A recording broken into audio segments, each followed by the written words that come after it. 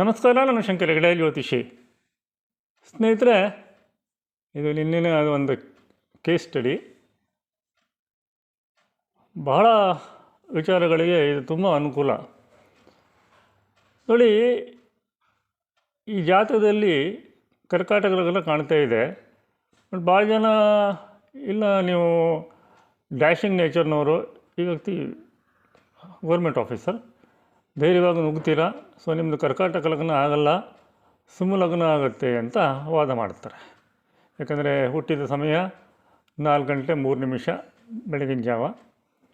So ಲಗ್ನದ degree ಬಂದುಬಿಟ್ಟು 29 degree 52 minutes, ಅಂದರೆ ಕೇವಲ 32 ಸೆಕೆಂಡು ಸೇರಿಬಿಟ್ರೆ ಯಾವ ಗಡಿ ಅದನ್ನು ಆಗಿನ ಕಾಲದಲ್ಲಿ ಸರಿಯಾಗಿ ತೋರಿಸ್ತಾ ಇಲ್ಲ. ಈಗ ಅದನ್ನ ಇಂಟರ್ನೆಟ್ ಟೈಮಿಂಗ್ಸ್ ಇದೆ, ಲಗ್ನ ಬಂದು ಸಿಂಹ ಆಗಿಬಿಡುತ್ತೆ.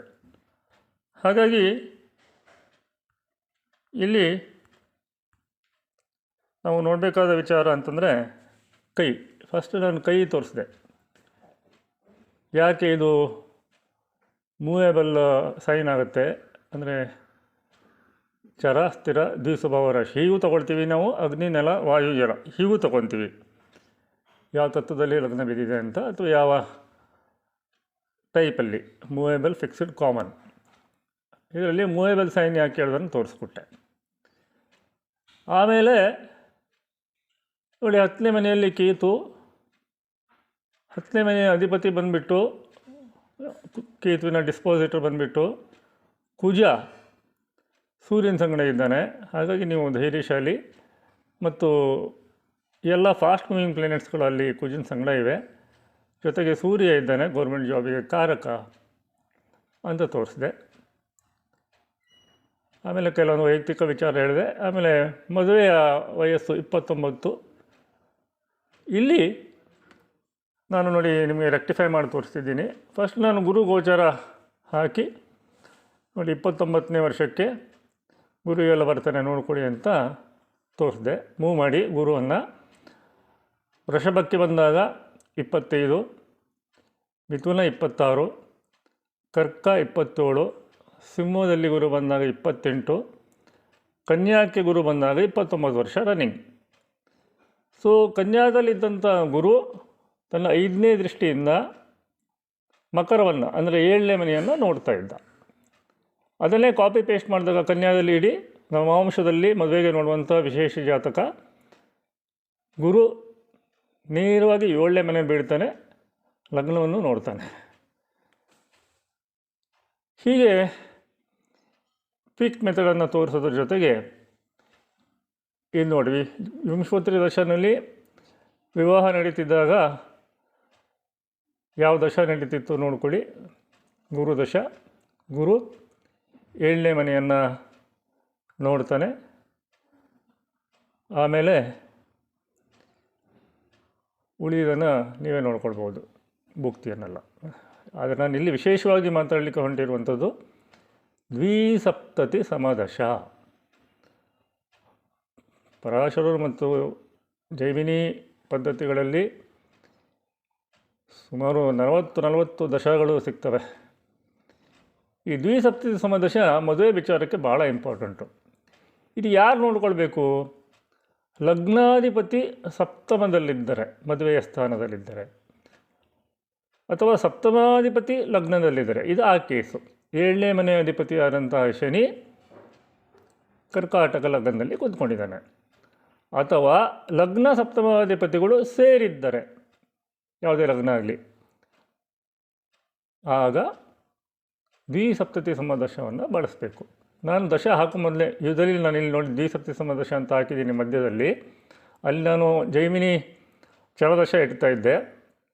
ಹಾಕೋ ಮೊದಲೇ ಹೇಳಿದೆ ನೋಡಿ, ದ್ವಿಸಪ್ತತಿ ಸಮದಶ ಹಾಕ್ತೇನೆ, ಈ ಜಾತಕಕ್ಕೆ ಅಪ್ಲಿಕೇಬಲ್ಲು. ದಶ ಮತ್ತು ಭುಕ್ತಿನಾಥರು 2ನೇ ಮನೆಗೆ ಸಂಬಂಧವನ್ನು ತಗೊಳ್ತಾರೆ, 2, 7ಕ್ಕೆ ಸಂಬಂಧವನ್ನು ತಗೊಳ್ತಾರೆ.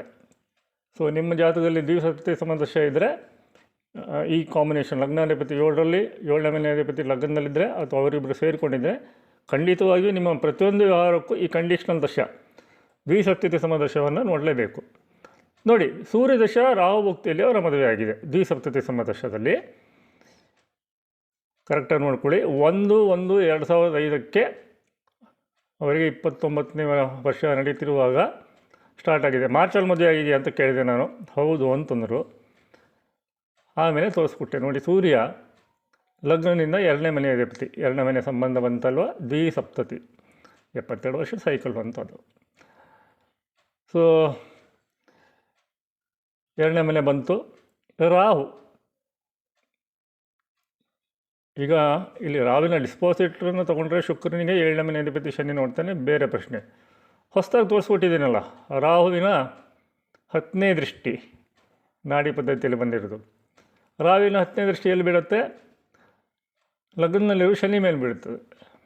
ಶನಿ 7ನೇ ಮನೆಯ ಅಧಿಪತಿ. ಸೊ 2, 7 ಕೂಡು ಬಂತು, ಗುರು ಗೋಚಾರ ಕೂಡು ಬಂತು. ಹಾಗೆಯೇ ನವಾಂಶಕ್ಕೆ ಬನ್ನಿ. ಸೂರ್ಯ ರಾಹು ನವಾಂಶದಲ್ಲಿದ್ದರೆ 11ನೇ ಮನೆ. ಯಾವುದೇ ವರ್ಗ ಕುಂಡಲಿಯ 11ನೇ ಮನೆ ಆ ವರ್ಗ ಕುಂಡಲಿಯ ಪ್ರಾಮಿಸಸ್ಸನ್ನು ಫುಲ್ಫಿಲ್ ಮಾಡುತ್ತೆ. ಆ ವರ್ಗ ಕುಂಡಲಿಯ ಆಸೆ ಏನಿರುತ್ತೆ ಅದನ್ನು ನೆರವೇರಿಸ್ಬಿಡುತ್ತೆ.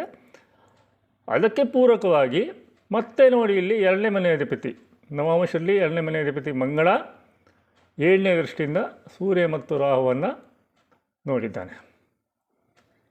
ಇನ್ನು ರಾಹುವಿನ ಡಿಸ್ಪೋಸಿಟರನ್ನು ತೆಗೆದುಕೊಂಡ್ರೆ ಶನಿ ತನ್ನ 10ನೇ ದೃಷ್ಟಿಯಿಂದ ನವಾಂಶದ 7ನೇ ಮನೆಯನ್ನು ನೋಡಿದ್ದಾನೆ. ಎಷ್ಟು ಬ್ಯೂಟಿಫುಲ್ಲಾಗಿ ಬಂತು ನೋಡಿ.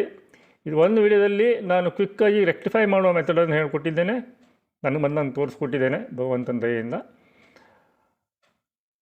ಕೇವಲ 32 ಸೆಕೆಂಡಿನ ಒಂದು ವ್ಯತ್ಯಾಸವನ್ನು ಆಚೆ ತೊಗೊಳ್ಬೇಕು ಈಚೆ ತೊಗೊಳ್ಬೇಕು ಹೇಳೋದನ್ನು, ಅದ್ರ ಜೊತೆಗೆ ಗೌರ್ಮೆಂಟ್ ಜಾಬು, ನೇಚರು ಇದೆಲ್ಲ ತೋರಿಸ್ಕೊಟ್ಟಿದ್ದೇನೆ. ಸೊ ಇದನ್ನು ಮರಿಬೇಡಿ. ನಾನು ಮುಂದೆ ಇದನ್ನು ದ್ವಿಸಪ್ತತಿ ಸಂಬಂಧ ದಶವನ್ನು ಯೂನಿವರ್ಸಲ್ ದಶವಾಗಿ, ಇದು ಕಂಡೀಷನಲ್ ದಶ, ಅದನ್ನು ಯೂನಿವರ್ಸಲ್ ದಶ ಕೂಡ ಮಾಡಿದ್ದೇನೆ. ಅದು ಕೂಡ ಒಂದು 60-70% ವರ್ಕ್ ಆಗುತ್ತೆ. ಅದನ್ನು ಮುಂದೆ ಯಾವತ್ತಾರು ಮಾತಾಡ್ತೀನಿ.